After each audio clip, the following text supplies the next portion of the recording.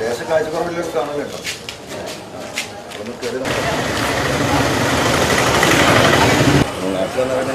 പത്രക്കാരനില്ല, നമ്മളെ ഡെസ്കല്ല ആയിട്ട് പുറത്തേക്കാണ്.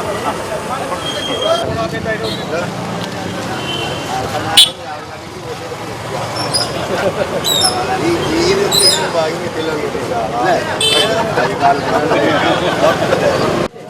നല്ല രീതിയിൽ പോളിംഗ് നടക്കുന്നുണ്ട്. ആളുകൾ എപ്പോഴും നല്ല ആവശ്യത്തിലാണ്. ഇന്ന് നേരം വെളുക്കാൻ കാത്തിരിക്കുകയായിരുന്നു യഥാർത്ഥത്തിൽ പൊന്നാനിയിലെ വോട്ടർമാർ ഒരു മാറ്റത്തിന് വേണ്ടിയിട്ട്. ആ മാറ്റം പൊന്നാനിയിൽ സംഭവിച്ചു. രാഹുൽ ഗാന്ധിയുടെ വരവോടുകൂടി ദേശീയ ശ്രദ്ധയാകർഷിച്ച ഒരു മണ്ഡലത്തിലാണ് താങ്കൾ വോട്ട് ചെയ്തിട്ടുള്ളത്. ഈ വോട്ടിന് അത് എല്ലാ പൗരന്മാരും ചെയ്യുന്ന പോലെ ഞാനൊരു വോട്ട് ചെയ്തു. വോട്ടിൻ്റെ പ്രത്യേകത വോട്ട് ചെയ്തില്ല. ഏത് പൗരനും വോട്ട് ചെയ്യാൻ അവകാശമുണ്ട്.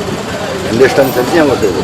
ഇതിൻ്റെ രസം വയനാട് മണ്ഡലത്തിലെ സ്ഥാനാർത്ഥിക്ക് പൊന്നാനിയിലും വയനാട്ടിലും അതൊരു അങ്ങനെയൊക്കെ പല കോയിൻസിഡൻസുകളും ഉണ്ടാവാറുണ്ട്. അങ്ങനെ കണ്ടാൽ മതി.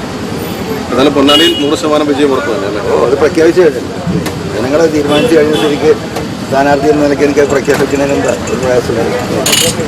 ഈ ഒരു ഇന്ത്യക്ക് അനുകൂലമായിട്ടുള്ള ഉണ്ടാകുന്ന സർവേ റിപ്പോർട്ടുകളൊക്കെ തള്ളിക്കളയുകയാണ്. സർവേ റിപ്പോർട്ടുകളെന്നും പണം കൊടുത്തിട്ട് UDF ചെയ്യുന്നത് അതിൻ്റെ വിധേയമായിട്ടല്ലേ പലരും സർവേ നടത്തുന്നത്.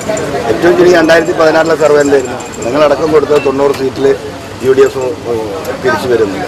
2011 തെരഞ്ഞെടുപ്പ്, 2004 3 സീറ്റാണ് പാർലമെൻറ്റിൽ LDF കിട്ടുന്നത്. 18 സീറ്റ് കയറി. ഇപ്പോൾ സർവേ ഒക്കെ ജനങ്ങൾ ആ നിലയ്ക്ക് കേരളത്തിലെ ജനങ്ങളാണ്. ആ സർവേയിലൊന്നും ഒരു അടിസ്ഥാനമില്ല. ഞാൻ സർവേ നടത്തേണ്ട ഒരു സ്ഥാനത്താണ്. അത് ജനങ്ങളുടെ ഹൃദയത്തിലൂടെയുള്ള സർവേയാണ്. ആ സർവേയുടെ അടിസ്ഥാനപ്പെടുത്തി എനിക്ക് പറയാൻ കഴിയും. ഒരു തർക്കമില്ല. പൊന്നാനി പാർലമെൻറ്റ് മണ്ഡലത്തിൽ EV അൻവർ എന്ന LDFൻ്റെ സ്വതന്ത്ര സ്ഥാനാർത്ഥി ജനങ്ങളുടെ സഹായത്തോടു കൂടി അവിടെ വിജയിക്കും. അത് അൻവറിൻ്റെ വിജയമായിട്ട് ഒരിക്കലും ഞാൻ കാണുന്നില്ല. ആ മണ്ഡലത്തിലെ ജനങ്ങളുടെ വിജയമാണ്. അത് സുരക്ഷിതമായി സംഭവിച്ചിരിക്കും. ഭൂരിപക്ഷം 50,000-ൽ കുറയാത്ത ഭൂരിപക്ഷം. ഇതുവരെ ഭൂരിപക്ഷത്തെക്കുറിച്ച് മിനിയാന്ന് തൊട്ടാണ് ഞാൻ ഭൂരിപക്ഷത്തെക്കുറിച്ച് സംസാരിക്കുന്നത്. 50,000-ൽ കുറയാത്ത ഭൂരിപക്ഷത്തിന് പൊന്നാനിയിലെ ജനങ്ങൾ ജയിക്കും. ഇപ്പോൾ നല്ല മഴയായിരുന്നു രാത്രി.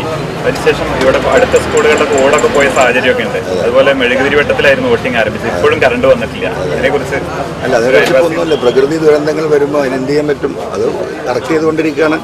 കേരളത്തിൽ LDF അധികാരത്തിൽ വന്നതിന് ശേഷം ഇന്നുവരെ പവർ കട്ട് ഉണ്ടായിട്ടില്ല. ഏറ്റവും ഭംഗിയായിട്ട് ഇലക്ട്രിസിറ്റി ഡിപ്പാർട്ട്മെൻറ്റ് കൊണ്ടു നടന്ന മന്ത്രിയാണ് സഖാവ് മണി. ആർക്കും ഒരു പരാതിയും പരിഭവമില്ല. രാത്രി പെട്ടെന്ന് കാറ്റടിച്ച് കൊടുങ്കാറ്റ് പോലത്തെ കാറ്റടിച്ച് മഴകൾ വീണ് കറണ്ട് പോയാൽ മുമ്പൊക്കെ അത് തകർന്ന് കിടക്കുന്ന സമയത്ത് തിരിഞ്ഞു നോക്കാൻ ആളുണ്ടായിരുന്നില്ല. അത് നാട്ടിലെ ജനങ്ങളോട് ചോദിച്ചാൽ നിങ്ങൾക്കറിയാം. 24 മണിക്കൂറും അലർട്ടായിട്ട് പ്രവർത്തിക്കുന്ന ഇത്രയും സിൻസിയറായിട്ട് വർക്ക് ചെയ്യുന്ന തൊഴിലാളികൾ ഇന്ന് ഇലക്ട്രിസിറ്റി ഡിപ്പാർട്ട്മെൻറ്റിൽ വേറെ എതിരല്ല. അവരവരുടെ ജീവനും പണയം വെച്ചിട്ടാണ് വർക്ക് ചെയ്യുന്നത്. അവർ തീർക്കും. പൊന്നാനിയിലെ ജനങ്ങൾ വളരെ ആവശ്യത്തിലാണ്. ജനങ്ങൾ ഇന്ന് നേരം വെളുക്കാൻ വേണ്ടി കാത്തിരുന്നതാണ്.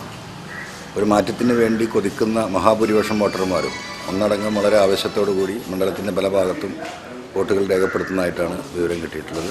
സ്ഥാനാർത്ഥി എന്ന നിലയ്ക്ക് ഇന്നലെ രാത്രിയോടുകൂടി എൻ്റെ പ്രവർത്തനങ്ങളെല്ലാം അവസാനിപ്പിച്ചു. ഇനി ബൂത്തുകളിലേക്ക് പോകണം. 23-ാം തീയതി വരെ കാത്തിരിക്കണം. 100% വിജയ പ്രതീക്ഷയിലാണ്. ആ വിജയം ജനങ്ങളുടെ വിജയമാണെന്ന് പറയാൻ കൂടി ഈ സമയം